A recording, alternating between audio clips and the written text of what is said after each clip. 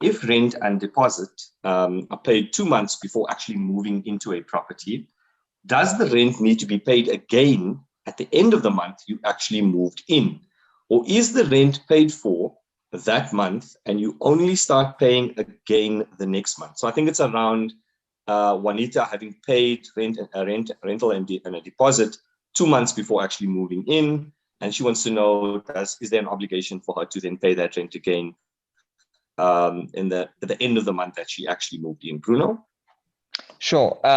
So if I'm sorry, I'm also just trying to understand the question. So the reason for moving in 2 months later is other people occupied the place and there was a lease up to the day we moved in. No, so you entered into a lease agreement. The lease agreement is a certain specified commencement date. So that's the date that the lease starts. Normally, the date that the lease starts is the date that you take occupation of the property. And that's the date that the rental becomes due. So month 1, you take occupation, you pay rent for month 1, and month 2, the following month, month 3, so on and so forth.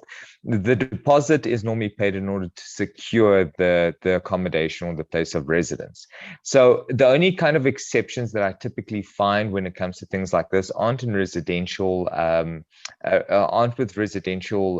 accommodation or residential properties, but typically around commercial properties where, for example, a person wants to secure a certain site ahead of time, even though they're only effectively going to move in 6 months' time, they'd want to secure it, so they'd start paying rent from month 1 in order to secure the site for the next 6 months so that the landlord doesn't lose money. Otherwise, they might go out and find somebody else. In residential properties, this could potentially happen if it's the most amazing place and you want it so desperately that you're willing to pay 2 months ahead just to keep it empty so you can move in 2 months later, because obviously very few people would sign long-term lease agreements for a period only of 2 months.